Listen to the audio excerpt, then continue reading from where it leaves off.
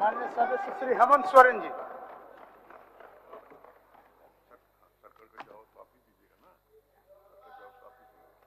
अभी आप व्यवस्था बहुत अभी छोड़िए ना व्यवस्था, अभी व्यवस्था लेंगे आप लेंगे बस व्यवस्था लेंगे। माननीय हेमंत अध्यक्ष महोदय, मैं आज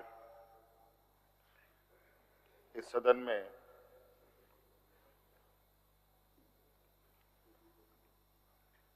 आदरणीय चंपई सोरेन जी के विश्वास मत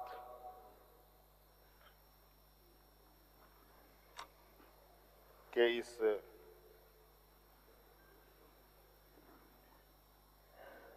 बहस का हिस्सा बन रहा हूं और हमारी पूरी पार्टी और पूरा गठबंधन दल आदरणीय चंपई सोरेन जी को समर्थन करता है और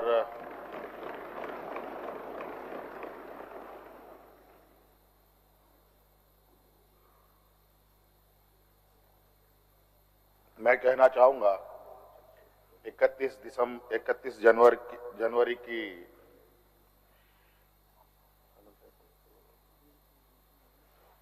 जो काली रात, काला अध्याय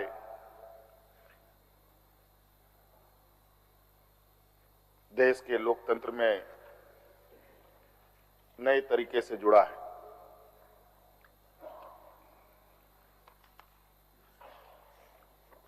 इकतीस तारीख रात को देश में पहली बार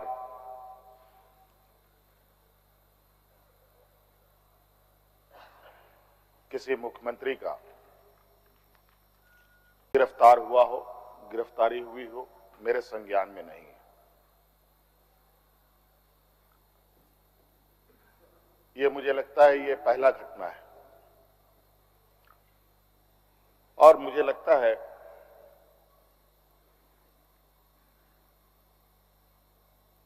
इस घटना को अंजाम देने में कहीं ना कहीं राजभवन भी शामिल रहा है।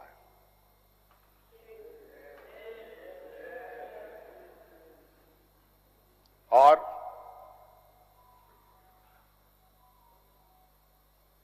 जिस तरीके से ये घटना घटित हुई है,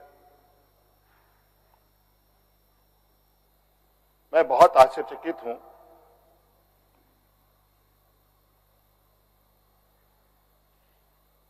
इसलिए कि मैं एक आदिवासी वर्ग से आता हूं। नियम, कायदे, कानून की जानकारी का थोड़ा अभाव रहता है। बौद्धिक क्षमताएं अभी हमारे विपक्ष के बराबर हम लोगों की नहीं है, लेकिन सही गलत की समझ तो हर इंसान भी रखता है, हर जानवर भी रखता है।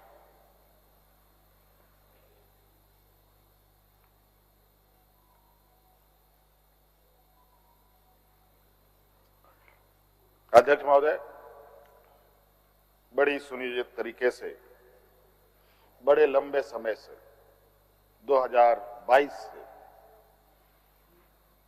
31 तारीख को दिए गए अंजाम की पटकथा लिखी जा रही थी। बड़े तरीके से उस पकवान को बहुत धीमी आंच में पकाया जा रहा था,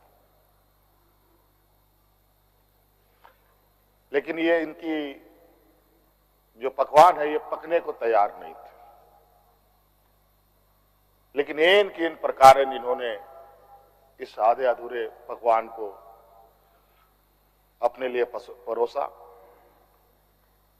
और बड़ी सुनियोजित तरीके से मुझे अपनी गिरफ्त में लिया है।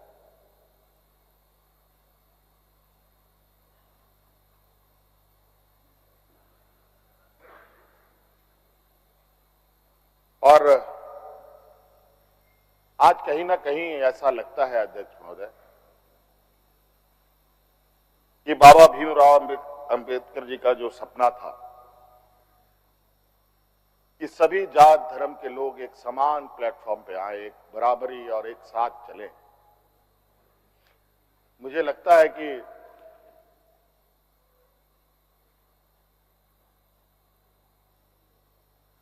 जिस तरीके से बाबा भीमराव अंबेडकर जी को भी अपना समाज छोड़कर बौद्ध धर्म अपनाना पड़ा, ऐसे ही आदिवासी दलितों के साथ भी आने वाला भविष्य में करने की तैयारी हो रही है।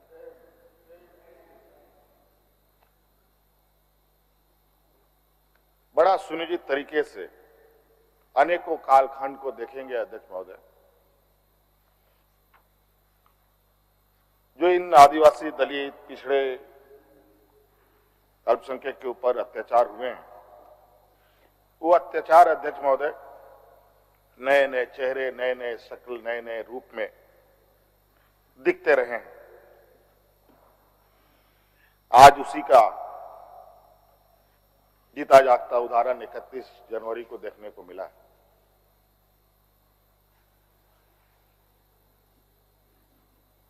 और आज कहीं ना कहीं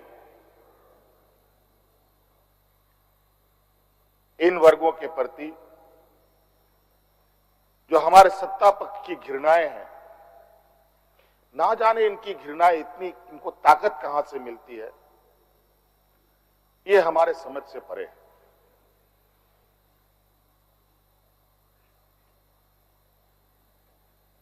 इतनी घृणा, इतना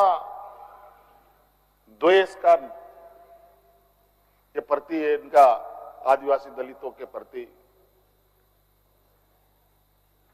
कि आपको इससे अंदाजा होगा कि इन्हीं के पाले हुए तंत्र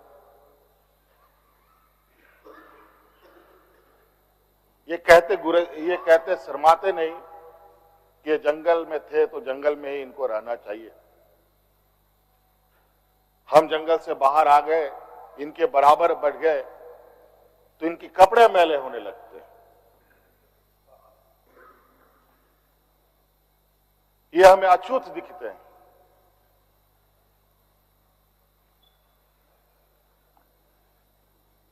और इन्हीं विडंबना को तोड़ने के लिए हमने एक प्रयास किया था अध्यक्ष महोदय, क्योंकि झारखंड आदिवासी दलित पिछड़ा राज्य है, इन समूह को आगे बढ़ने का, इनका मार्ग प्रशस्त करने में हमने कोई कमी नहीं छोड़ी। इनका बस चले तो हम अभी भी जंगल में जाकर के वही 50-100 साल पुरानी जिंदगी में जिए। और मुझे इसका आभास था अध्यक्ष महोदय, जो इनके अंदर छुपी कुंठा है वो आए दिन ये बयां करती थी, इनके आचरणों से, इनके बयानों से।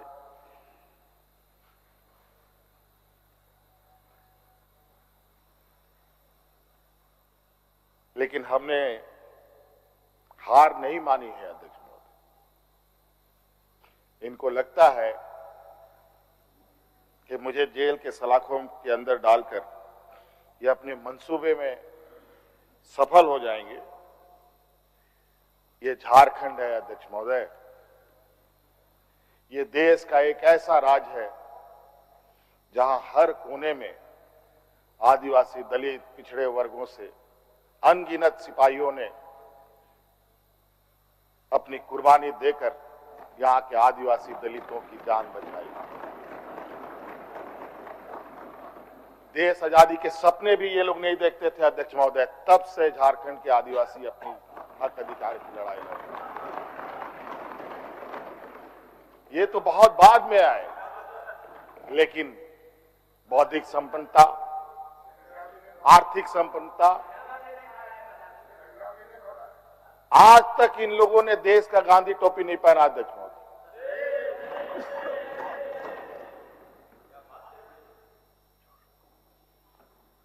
अध्यक्ष महोदय, ईडी, सीबीआई, इनकम टैक्स, जिनको देश के विशेष और काफी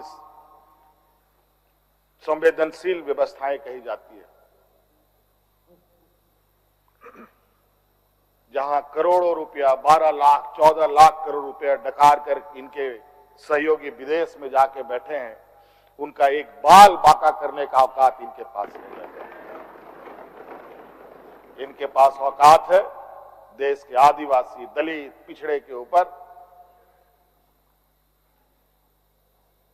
और बेगुनाह लोगों पर, और उसमें भी गुनाह किया हो तब की बात तो अलग है, बेगुनाहों पर अत्याचार कर। आज मुझे किस लिए अरेस्ट किया गया अध्यक्ष महोदय? 8.5 एकड़ जमीन के घोटाले पर। अगर है हिम्मत सदन में तो कागज पटक कर दिखाए कि 8.5 एकड़ का जमीन हेमंत सोरेन के नाम पर है। अगर होगा मैं उस दिन से राजनीति से इस्तीफा दे दूंगा। अध्यक्ष महोदय, जब राजनीतिक रूप से ये नहीं सकते हैं तो ऐसे ही बैकडोर से हमला करते हैं, पीठ पर हमला करते हैं। अध्यक्ष महोदय, मैं आंसू नहीं बहाऊंगा, आंसू वक्त के लिए रखूंगा। आप लोगों के लिए आंसू का कोई मतलब नहीं। आदिवासी दलितों का, पिछड़ों का, आदिवासी के आंसुओं का कोई मोल नहीं। वक्त आने पर हम इनके एक एक सवालों का जवाब और एक एक इनके षड्यंत्र का जवाब वक्त आने पर बड़ी माकूल तरीके से दिया जाएगा। एक्चुअली दुर्भाग्य है अध्यक्ष महोदय इस राज्य का, तथाकथित हमारे राज्य के ही कुछ लोग जो ऐसे सामंती विचार वाले के चरणों में जाकर के झुककर उनकी सेवा और पूजा अर्चना में लगे। नहीं तो इस राज्य की इतनी दुर्दशा नहीं होती अध्यक्ष। राज अलग हुए 23 साल हो रहे हैं, 24 साल हो गए अध्यक्ष महोदय। किसने सबसे अधिक राज किया इस राज्य में? ये मुझे बोलने का जरूरत नहीं है, किसी को बताने की भी जरूरत नहीं। सब अपने गिरेबान में देखें, सबको पता चलेगा कौन कहां बैठा, किसने क्या काम किया। घोटाले इनको 2024 से ही नजर आ रहे हैं, 2000 से नजर नहीं आ रहे, 2019 से ही इनको नजर आ रहे हैं।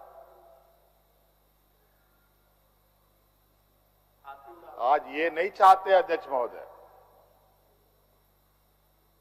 देश का आदिवासी, दलित, पिछड़ा, अल्पसंख्यक देश के सर्वोच्च स्थान पर पहुंचे।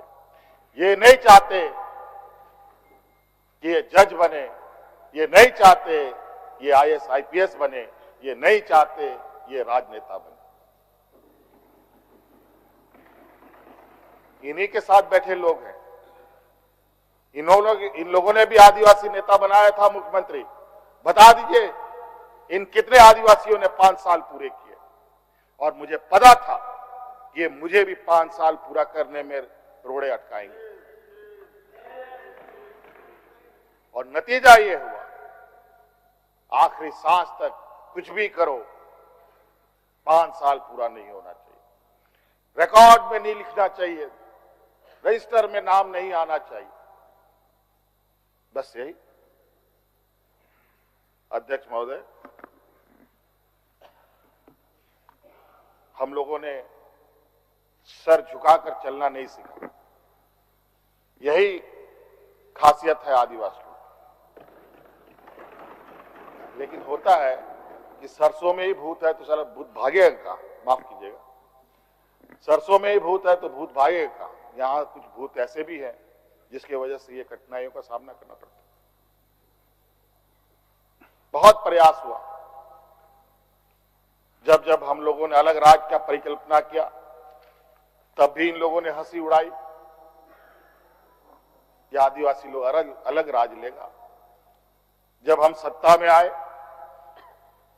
आदिवासी सत्ता चला पाएगा, कुछ दिनों में गिर जाएगा। मैं हवाई जहाजों में चलता था अध्यक्ष महोदय, उसमें भी इनको तकलीफ। मैं 5 स्टार होटलों में रुकता था, उसमें भी इनको तकलीफ। मैं BMW कार में घूमता हूं, उसमें भी इनको तकलीफ।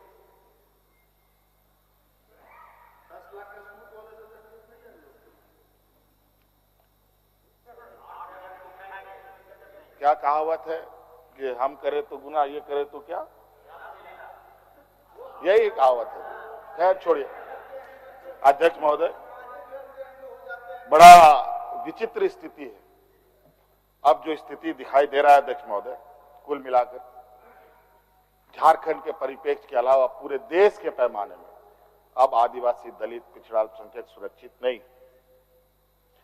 विशेषकर झारखंड में तो यहां के खनिज संपदाओं को, जो वर्षों से इस पर लोगों की गिद्ध नजर है और आगे भी रहेगी। ये तो हम थे अध्यक्ष महोदय, ये बहुत फूक फूक करके उनको आगे बढ़ना पड़ता था। ये खुला दरवाजे की आदी हो चुके हैं, इनको कोई रोक टोक नहीं कर सकता। जो इनके सामने आएगा वो इसी तरीके के अंजाम से उसको गुजरना पड़ेगा। और इनको लगता है ऐसे अंजाम देने से झारखंड के लोग घबरा जाएंगे। ये आप लोगों की बहुत बड़ी भूल है, और इतनी बड़ी ये भूल होगी जो झारखंड का इतिहास आपको कभी माफ नहीं करेगा। अध्यक्ष महोदय,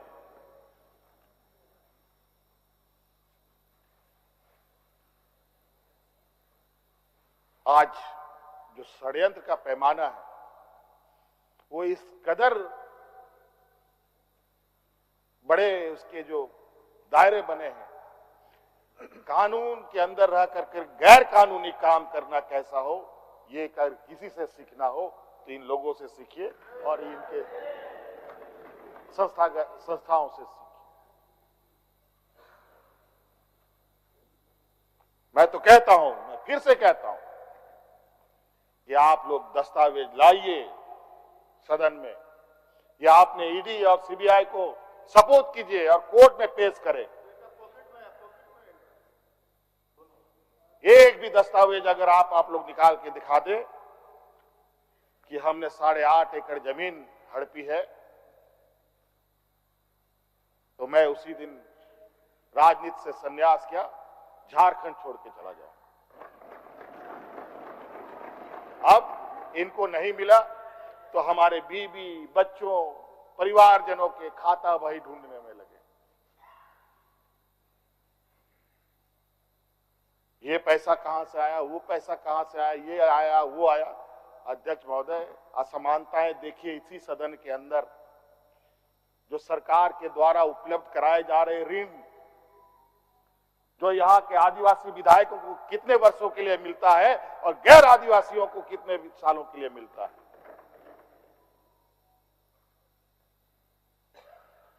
इस विषय पर गंभीरता से सोचने की आवश्यकता है। देखो, ये बहुत लंबी लड़ाई है। आज जिस तरीके से बड़ा मछली छोटा मछली को खा जाता है, सामाजिक व्यवस्था में भी यही कहानी है। एक बड़ी व्यवस्था छोटी व्यवस्था को खाने का हर बरकस प्रयास करती है। प्रभु राम का प्राण प्रतिष्ठा हुआ 22 जनवरी को। राम राज आ गया, पहला कदम बिहार पड़ा। बेचारा एक पिछड़ा वर्ग का व्यक्ति की क्या हद होगी आप जानते हैं।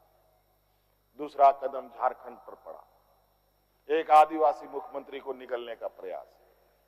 क्योंकि इस आदिवासी मुख्यमंत्री के शरीर में हड्डियां कुछ अधिक है, इसलिए उस हड्डी को निकालने के लिए ईडी उसका डिसेक्शन करने में लगी हुई, ताकि हम कैसे इसको निगल जाए। लेकिन इतना आसान नहीं। गलती से गले में फंस गया तो पूरा का पूरा आंतड़ी फाड़ के बाहर। इस वजह से संभल के खाने का कोशिश कीजिएगा। इस वजह से अध्यक्ष महोदय, मुझे कोई गम नहीं कि मुझे आज ईडी ने पकड़ा। जिस तरीके से बंधुदा का सदस्यता लिया, ये आप चुनाव नहीं लड़ सकते हैं, हो सकता है मेरा भी ये असर है। सत्ता लुलुपता के लिए हम लोग कभी नहीं आए अध्यक्ष महोदय, लेकिन ये बात मैं इस सदन में कहना चाहूंगा कि झारखंड मुक्ति मोर्चा का उदय झारखंड के मान सम्मान स्वाभिमान को बचाने के लिए हुआ है, और इस मान सम्मान स्वाभिमान के प्रति जो भी बुरी नजर डालेगा उसको हम मुंह तोड़ जवाब देंगे, चाहे राजनीतिक रूप से हो, चाहे कानूनी रूप से हो, चाहे वो किसी भी जंग मैदान में हो। ये हमारा संकल्प है। ना हम पीछे हटे हैं, ना हम लोगों ने पीठ दिखाई है अध्यक्ष महोदय। इसलिए अध्यक्ष महोदय, मुझे तो कोर्ट का आदेश है कि मीडिया के सामने या बाहर वक्तव्य नहीं देना है। तो हमने ईडी वाले से पूछा, क्या सदन में भी बात नहीं रखनी है? तो उन्होंने ये भी कहा, नहीं सदन में भी आप नहीं रख सकते। हम बोले वाह। तो मैंने कहा कि आइए स्पीकर साहब के टेबल में खड़े हो जाइए, बैठ जाइए, वहां से आदेश जारी कीजिए, फिर हम चुप हो जाएंगे। ये स्थिति है अध्यक्ष महोदय। अब उस दिन का इंतजार है। अभी तो गवर्नर हाउस का कोरम पूरा हो गया। अब विधानसभा से लोग कब अरेस्ट होंगे, राष्ट्रपति भवन से कब अरेस्ट होंगे, लोकसभा राज्यसभा से लोग कब अरेस्ट होंगे? 150, 200 सांसदों का निलंबन। क्या अध्यक्ष महोदय ये इतिहास के सुनहरे अक्षरों में लिखा जाएगा अध्यक्ष महोदय? बड़ी विचित्र स्थिति देश में। और मैं ये कहना चाहूंगा अध्यक्ष महोदय, विशेषकर आदिवासी दलित पिछड़े भाइयों से, आप तैयार हो जाएं। अब शोषण की एक नई परिभाषा गढ़ने जा रही है। अगर अपने आप को आपने कमजोर किया तो आने वाली पीढ़ी कभी माफ नहीं करेगी। तो अध्यक्ष महोदय, राज्यपाल महोदय आए और 32 पेज का इन्होंने अभिभाषण पढ़ा। हम लोग लाख चिल्लाते रहे। अध्यक्ष महोदय, अभिभाषण पढ़ के क्या होगा जब देश में लोकतंत्र ही नहीं बचेगा? आज हर चीज पिछले दरवाजे से हो रहा है। अध्यक्ष महोदय, खैर इतना तो हम लोग बुद्धि ज्ञान है नहीं, लेकिन समय ऐसा भी नहीं है, समय से बड़ा बलवान धरती में कोई नहीं है। और वक्त फिर घूमेगा और फिर हम आपके सामने उपस्थित होंगे और इतनी मजबूती के साथ उपस्थित होंगे कि फिर जो षड्यंत्र कर रहे हैं वो षड्यंत्र आपके धरे के धरे रहे और इस देश के और अपने राज्य के आदिवासी दलित पिछड़ों के लिए जो संघर्ष करना होगा वो करते रहेंगे। धन्यवाद।